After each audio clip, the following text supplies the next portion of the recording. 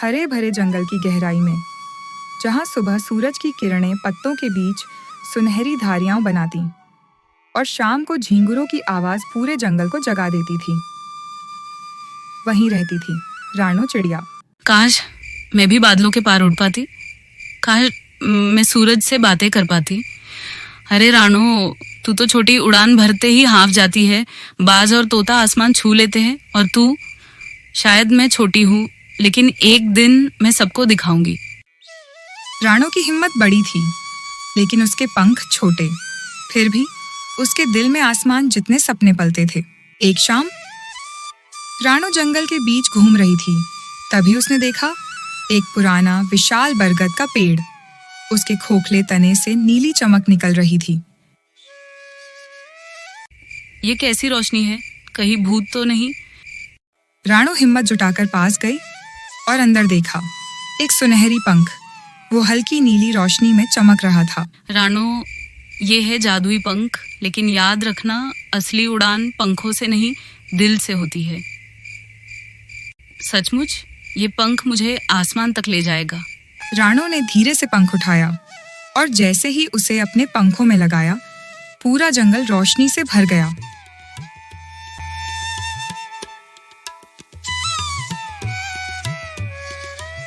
अगले दिन अचानक काले बादल छा गए, बिजलियां गड़गड़ाईं,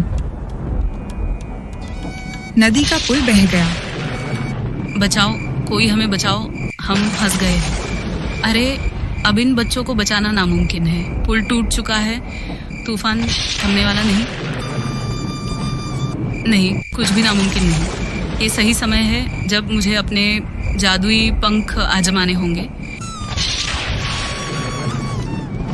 रानो ने अपने पंख फैलाए और अचानक वो पहले से कहीं ऊंची उड़ान भरने लगी। वाह, मैं सचमुच उड़ रही हूँ, बादलों से भी ऊपर। रानो ने छोटे जानवरों को अपनी पीठ पर बिठाया, बार बार उड़कर उन्हें सुरक्षित जगह पहुंचाया, कभी बारिश से बचते हुए, कभी गिरते पेड़ों से निकलते हुए। लेकिन तभी आसमान से एक विशाल काला बाज उतरा। उसकी आंखें लाल थीं और आवाज डरावनी। हाँ, ये जंगल अब मेरा है। छोटी चिड़िया, तू मुझे नहीं रोक सकती।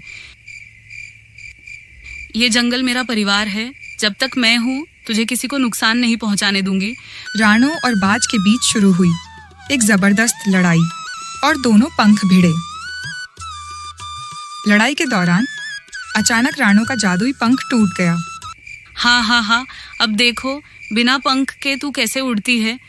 नहीं, मेरा पंख टूट गया, अब मैं कैसे? रानो, मैंने कहा था, असली उड़ान पंखों से नहीं, दिल से होती है। हाँ, सही कहा, असली पंख मेरे विश्वास में है। अब मैं डरूंगी नहीं। रानो ने पूरी ताकत से उड़ान भरी, बिना जादुई पंख के, और अपनी हिम्मत से बाज को हरा दिया। वाह, रानो हमारी हीरो है। रानो ने जंगल को बचा लिया।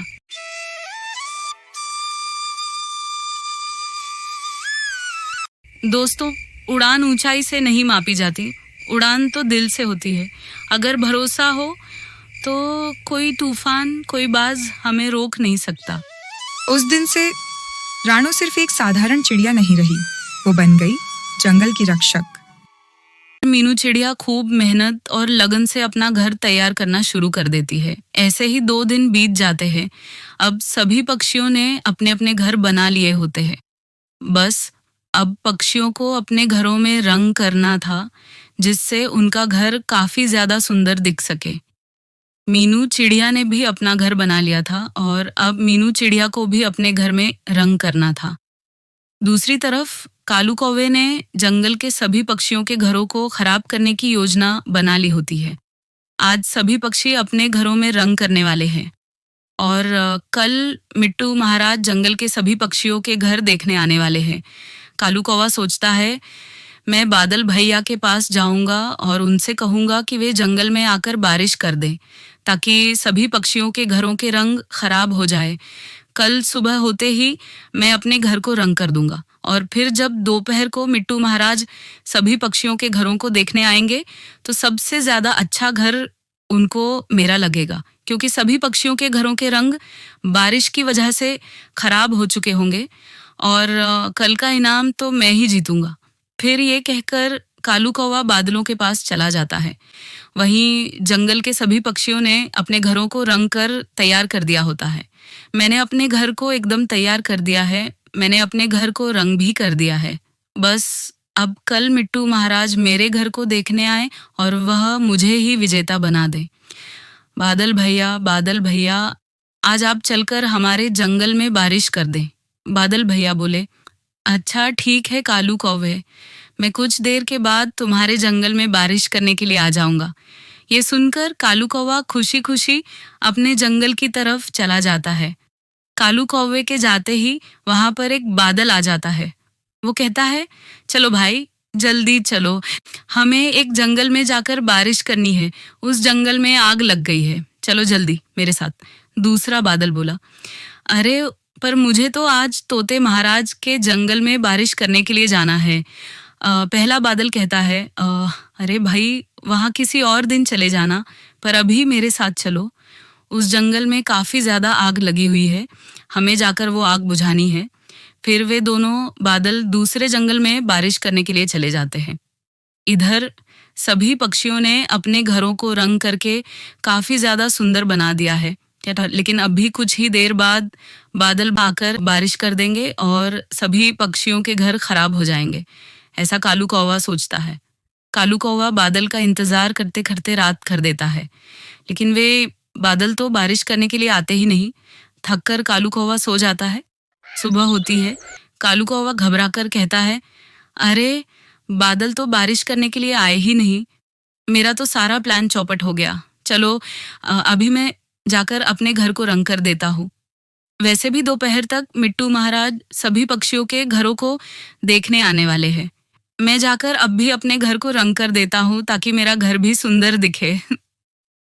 कुछ ही देर में कालू कौवे ने अपने घर को काफी ज्यादा अच्छा रंग कर दिया था और अब कालू कौवे का घर भी काफी ज्यादा सुंदर दिखाई दे रहा था। मेरा घर तो काफी ज्यादा सुंदर दिखाई दे रहा है, लगता है आज का विजेता मैं ही बनने वाला हूँ। चलो भाई, आज मुझे तोते महाराज के जंगल में जाकर बारिश करनी है। कल तो मैं गया नहीं, चलो आज ही जाकर मैं उस जंगल में बारिश कर देता हूँ। फिर कुछ ही देर के बाद मिट्टू महाराज के जंगल में काफी जोरों से बारिश होना शुरू हो जाती है। बाप रे बाप, ये बारिश कैसे शुरू हो गई? मैंने अपने घर को अभी रंग किया है, मेरा घर तो खराब हो जाएगा, मुझे कुछ करना पड़ेगा। उधर मिट्टू महाराज कहते हैं, तुमने अपना घर काफी ज्यादा सुंदर बनाया है, चलो तोते, अब मैं जाकर और पक्षियों का घर भी देखता हूँ कि उन्होंने अपना घर कैसा बनाया है। इस तरह मिट्टू महाराज जंगल के एक एक पक्षी के घर में जाकर उनका घर देखते हैं। फिर मिट्टू महाराज कालू कौवे के घर के बाहर आते हैं। वे कालू कौवे का खराब सा घर देखकर काफी ज्यादा गुस्सा हो जाते हैं। ये क्या कालू कौवे, तुमने अपने घर को रंग नहीं किया, तुम्हारा घर कितना ज्यादा बुरा दिख रहा है, मुझे तुम्हारा घर बिल्कुल पसंद नहीं आया। चलो बस मीनू चिड़िया बची है, अब मुझे मीनू चिड़िया का जाकर घर देखना है कि उसने अपना घर कैसा बनाया है। फिर मिट्टू महाराज मीनू चिड़िया के घर के बाहर आते हैं और जब मीनू चिड़िया का घर देखते हैं तो मिट्टू महाराज की आंखें तो फटी की फटी रह जाती है, क्योंकि मीनू चिड़िया ने जंगल में सबसे ज्यादा सुंदर घर बनाया था। वाह मीनू चिड़िया, तुमने कितना सुंदर घर बनाया है, मुझे पूरे जंगल में सबसे ज्यादा सुंदर घर तुम्हारा लगा है।